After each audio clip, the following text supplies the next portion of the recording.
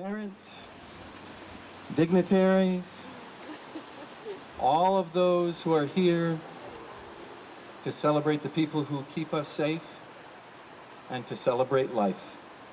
We're going to have a rep here today in honor of 9/11, and you'll hear a few things from a few different people, but we want to tell you about a few ideas that these people have. So I'd like to introduce to you first the commander of the American Legion in Norwich, Mr. Jim Harlow. Thank you, Bill. It's a little rainy today, but we have to enjoy the rain for the people who can't be here today, and that's the people we're here to remember and to dedicate this beautiful tree to. I have a couple of people I want to just recognize because they will not be speaking today, but they are here. And let me see, the first one is Jim Shaw with Norwich University. Where's Jim? To your right. Yep, there he is in the back, folks. And we have Town Manager Neil Fulton, who is also representing the fire department today. Town Clerk Bonnie Monday, who is in the fire department today.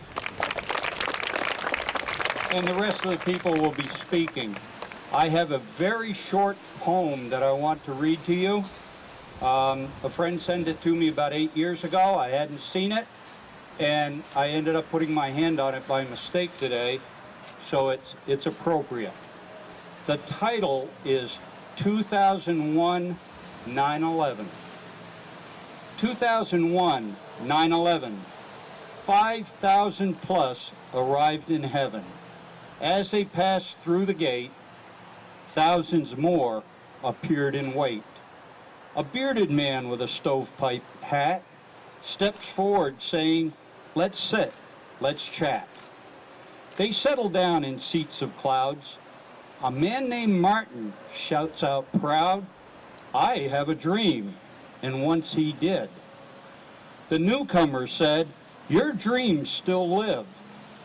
Groups of soldiers in blue and gray, others in khaki and green, then say, "We're from Bull Run, Yorktown, the Maine," and a newcomer said, "You died not in vain." From a man on sticks, one could hear, "The only thing we have to fear." A newcomer said, "We know the rest. Trust us, sir. We have passed that test." Courage doesn't hide in caves. You can't bury freedom in a grave. The newcomers had heard this voice before, a distinct Yankee twang from Hyannisport shores. A silence fell within the mist. Somehow the newcomer knew that this meant it had time come for her to say what was in the hearts of 5,000 plus that day. Back on Earth, we wrote reports, watched our children play in sports, worked our gardens, sang our songs, went to church, and clipped coupons. We smiled, we laughed, we cried, we fought. Unlike you, great we're not. The tall man in the stovepipe hat stood and said, "Don't talk like that. Look at your country, look and see. You died for freedom, just like me." Then before them all appeared a scene of rubble streets and twisted beams, death, destruction, smoke and dust, and people working just 'cause they must. Hauling ash, lifting stones, knee-deep in hell, but not alone. Look, black men, white men, brown men, yellow men, side by side helping their fellow man. So, said Martin as he watched the scene, even from nightmares can be born a dream. Down below, 3 firemen raised, the colors high in ashen haze. The soldiers above had seen it before, on Hiroshima in '44. The man on sticks studied everyone closely, then shared his perceptions on what he saw mostly. I see pain, I see tears, I see sorrow, but I don't see fear. You left behind husbands and wives, daughters and sons, and so many lives are suffering now because of this wrong. But look very closely. You're not really gone. All of those people, even those who've never met you, all their lives, they'll never forget you. Don't you see what has happened? Don't you see what you have done? You brought them together as one. What would that man in the stovepipe hat said? Take my hand, and from there he led 5,000 plus heroes, newcomers to heaven, on this day, 2001, 9/1/11. Thank you.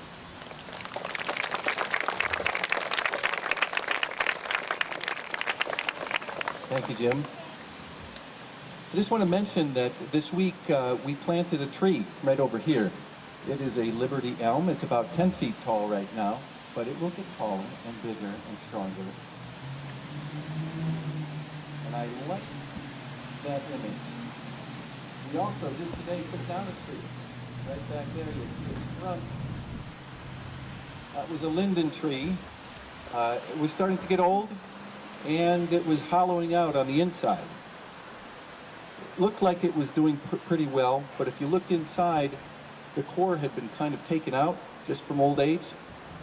And in order to maintain safety on the green here, we decided that we would take that down. Now, the things that we're celebrating today, the things that we're commemorating, are the people that are around you, the people who keep us safe. We've got the fire department here. We've got the police department here. We've got your teachers here. They keep us safe. We have people who spend a lot of time making sure the town is safe. So that's one of the things that we're recognizing today. And the other thing that we're recognizing is this celebration of life. Sometimes we start again. Sometimes we have to start again. And this tree is a symbol of that starting again. When a tree comes down, another tree can go up.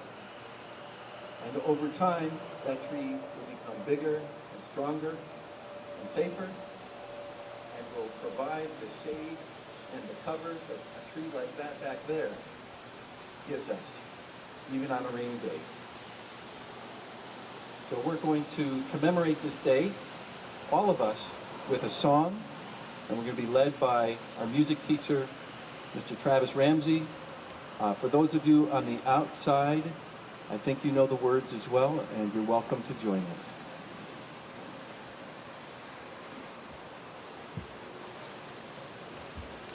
Please join me in singing God Bless America.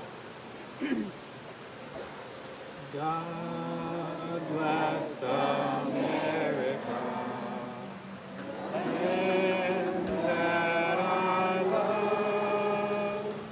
Stand beside her and guide her through the night with the light from above.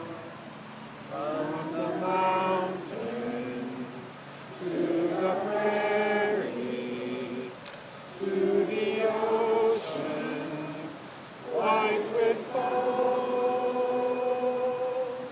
God bless America, my home sweet home. God bless America, my home sweet home. Thank you, everyone. Thank you, Travis. And now I'd like to introduce to you Mr. Richard Newgas. Hi, everyone. I'm with the Norwich Lions Club.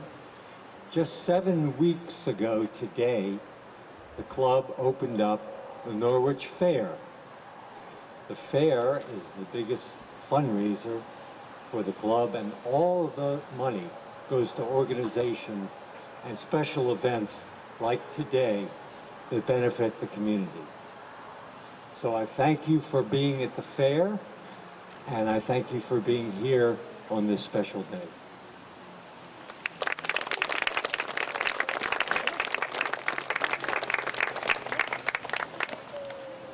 Could Sage McGinley Smith and Lyric Wilson please come forward?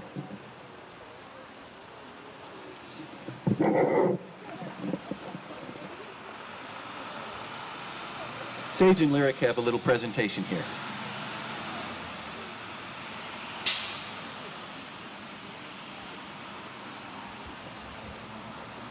What is the Liberty Tree Society? The Liberty Tree Society, sponsored by Elm Research Institute, is an organization dedicated to the celebration of the Liberty Tree by establishing living memorials. The story of the Liberty Tree is the story of America's first Declaration of Independence. Influential men like Sam Adams and John Hancock were members of the Sons of Liberty. They often met beneath the sheltering branches of the great American elm known as the Liberty Tree. There they planned the rebellion, which became the Revolution. Their flag, the Liberty Tree flag, was flown from the Liberty Tree during their meetings. What do we plant? Okay, so this is a poem. Okay, so what do we plant when we plant a tree? We plant the ship that will cross the sea. We plant the masts to carry the sails. We plant the planks to withstand the gales, the keel, the keelson, the beam, and the knee. We plant the ship when we plant the tree. What do we plant when we plant the tree? We plant the houses for you and me. We plant the rafters, the shingles, the floors. We plant the studding, the lath, the doors, the beams and siding, all parts that be. We plant the house when we plant the tree. What do we plant when we plant the tree? 1,000 things that we daily see. We plant the spire that outtowers the crag. We plant the staff for our country's flag. We plant the shade from the hot sun free. We plant all these when we plant the tree.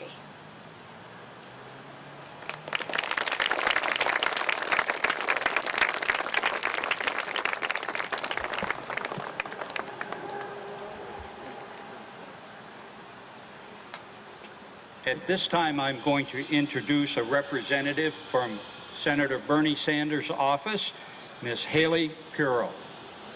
Haley?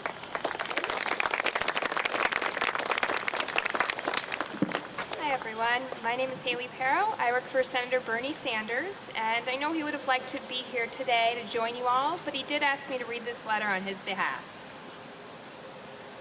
Dear friends, I am sorry I cannot join you on this National Day of Service and Remembrance. It's a fitting day to pay tribute to the veterans, U.S. military personnel, and first responders for their extraordinary service to us all, and I'd like to thank the Lyman F. Pell Legion Hall, number 8, the Marion Cross School, and the AmeriCorps Strength to Serve team from the VA Medical Center for organizing today's event.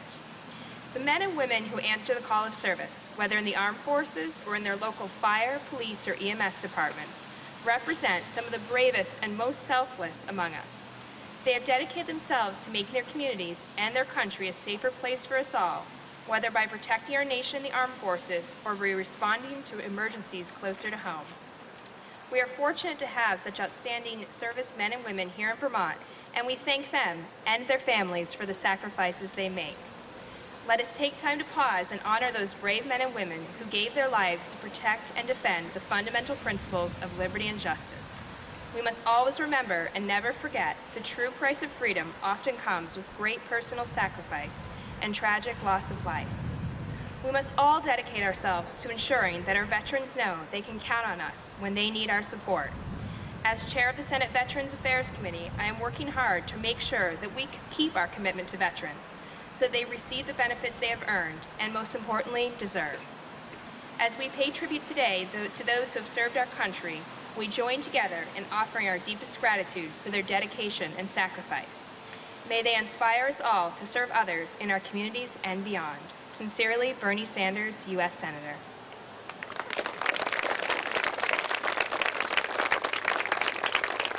Next, we're going to introduce some people from the VA hospital. First off, do you know who first responders are? That's our police. Like, we have some police people from the VA hospital back there. Would you raise your hands?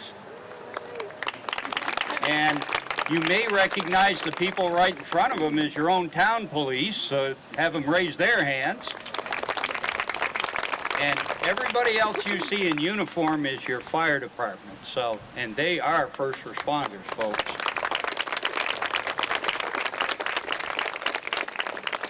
Now, I would like to introduce the director of the VA hospital in White River, and today she's with Andy Lacasse, who's also, or works down there.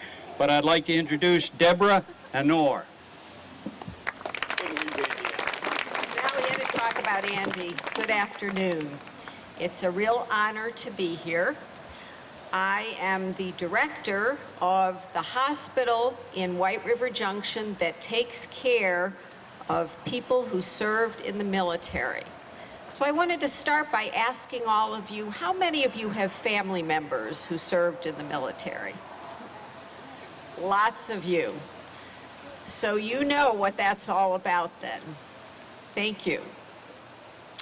Today is a day that we pause and remember the events that happened on September 11th, 2001. And they were very, very difficult, tragic events for this country. But it's also a day where we need to pause and remember to recognize the heroes, not only that are no longer with us, but those that are still with us today. So I wanted to ask all of you, what is it that a hero, what do you think about when you think of a hero? You think about somebody who is what? Yeah, someone in back. Real loud, you've got to shout real loud. Somebody who's kind is a hero. Yes. Someone who is brave, absolutely. What else? You can just shout them out.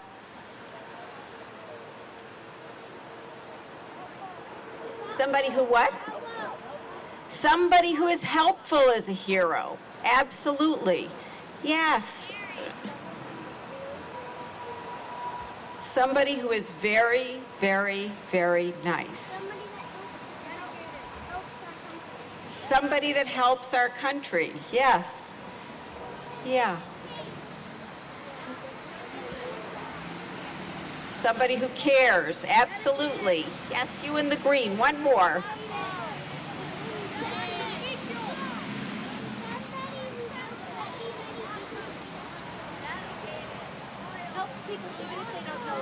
Helps people even if they don't know them. Yes. So we see a lot on television and in the movies about heroes. But one of the things I think is really important about today is that we remember that we have heroes all around us in our local communities that keep us safe each and every day. And those heroes are, many representatives of those heroes are here with us today. So when we talk about first responders, we know that people like our police officers keep us safe every day. And they're kind, and they help us even if they don't know us. Our firefighters keep us safe every day. They are the folks who will go into a fire to save somebody rather than running away from it, which is what most of us would do.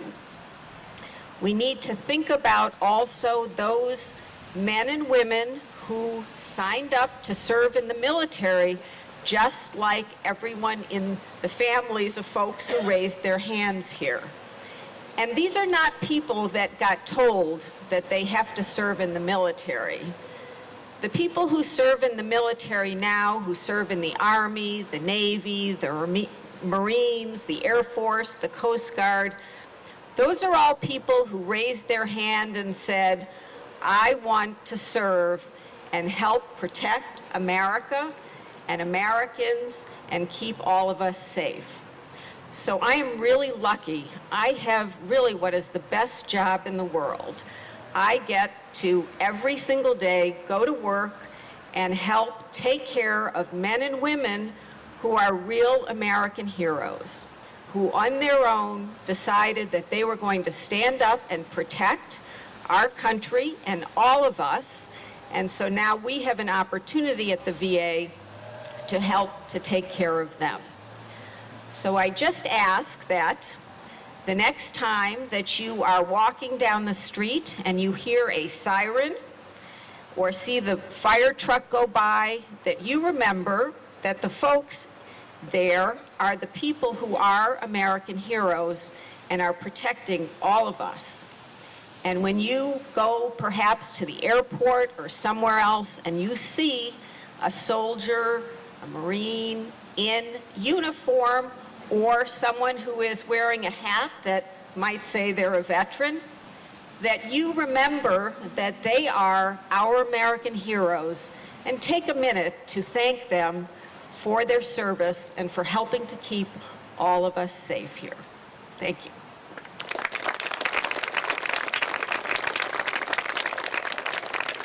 Thank you, Deborah. Hey guys, is 50 years a long time? I was just sitting over here adding something up, and it came to me in 1964, that would have been 50 years ago, I graduated from Marion Cross School. I just thought I'd let you know that. So you guys are going to have to watch this tree for the next 50 years for me. I'll try to be around, but I may have to leave town. Okay, now, the next lady who's going to speak, she called me out of the clear blue sky a couple of weeks ago and said, I'm with AmeriCorps and we like to do things for public service and we want to do something on 9/11. And you just can't say no to this lady. And so she is with AmeriCorps. She is the one that really put this whole project together, found the tree, the great Liberty tree, made sure it got here, made sure we planted it correctly, and hopefully she'll make sure that, or will be around to watch it grow with you. So at this time, I want to introduce Jennifer Roby with the AmeriCorps. This is a huge pleasure. I'm sorry that my voice is a little crackly. I'm getting over a cold, but I'm here to talk about the tree. This Liberty elm will one day be a giant among the trees that it joins here on the Norwich Green. This Liberty elm has the potential to reach 60 or 70 feet in height, and it may live to be 200 years old. This tree is a reminder of our connection to the natural world and to one another. Today on 9/11, let's honor our veterans, military, first responders, and all of our local heroes. Thank you all for making our community better every day through community service. Thank you. And I would like to introduce now my colleague, Jen Wallace, who's going to speak a little bit further about it. Hi, Marion Cross. I think I recognize a lot of faces out there. How's it going? So I was thinking, what are some ways that we can be of service to our veterans? And I thought of two ways that we could do something today.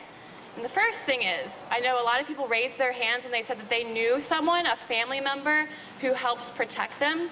Can we all think of that person in our mind right now? And on the count of 3, I want us to all say thank you as loud as you can. Ready? 1, 2, 3. That's a good start. And the second thing that I have today, so I'm really thankful because I actually have 3 brothers who serve in the military. And one of the things that we have is what's called the Code of Support. And so I'm going to sign the Code of Support. And there's 6 things written on this, but the one that I like the most I'm going to read to you today. And then one thing we can do together is actually sign this as supporting those who protect us. And so I'm going to read it to you today, and I'm going to leave this here with Bill, Principal Bill, and then you guys can sign it. And you can even write like a little message that you want to give to those people, thanking them for what they've done for us or what they're doing right now.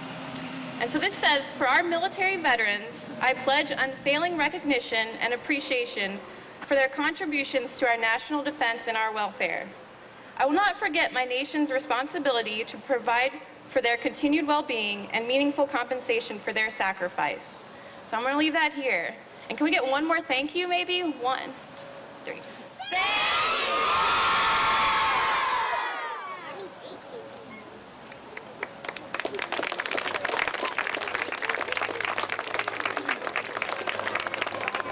Boy, boy, she was a cheerleader at some point, huh? Principal Bill, is your son still in the Army? Marines, that's kind of close, yeah. Just remember, he is the father of a veteran, so even a Marine, but give him my best anyway. Okay, guys, now, this is where we're going to bring up somebody from the fire department, Mr. Matthew Swift. And Sweat, excuse me, Matt. I try, I can't read and write very well. Matt is going to do a very solemn ceremony, and I think it's called the 5-bell ceremony. And so if you would give your attention to Matt and the other first responders. Thank you. Sorry about that.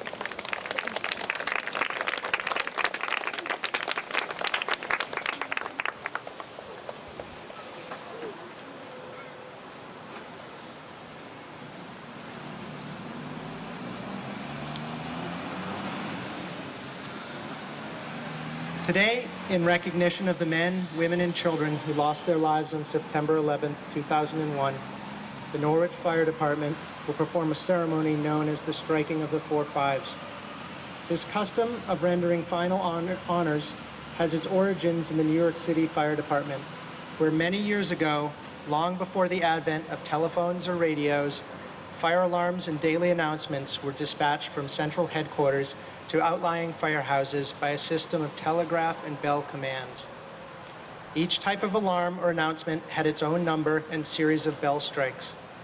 When a firefighter died in the line of duty, or when some important official or personage died, headquarters would transmit 5 bell strikes, repeated in 4 series, followed by the announcement. This became universally known as the tolling of the bell, and was broadcast over all fire alarm telegraph circuits, ordering all firehouses to lower their flags to half-mast.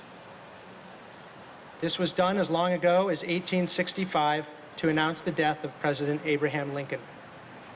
This time-honored tradition has continued to the present, and today we strike the 4 fives in honor of those lives lost on 9/11.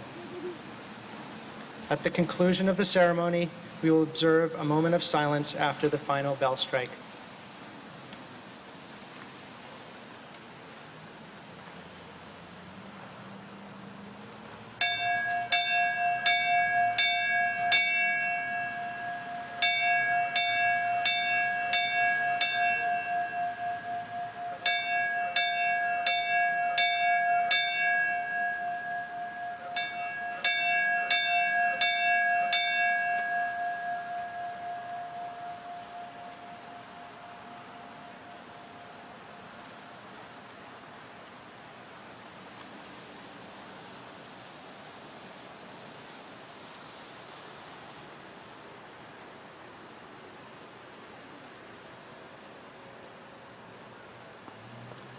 Thank you.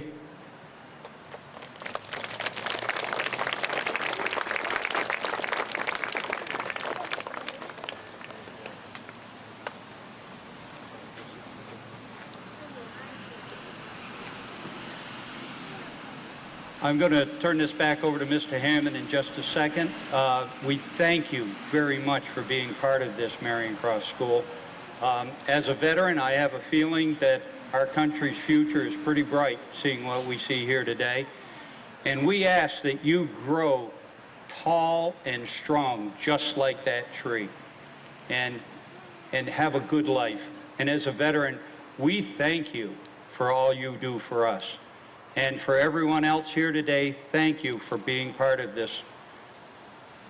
Mr. Hammond?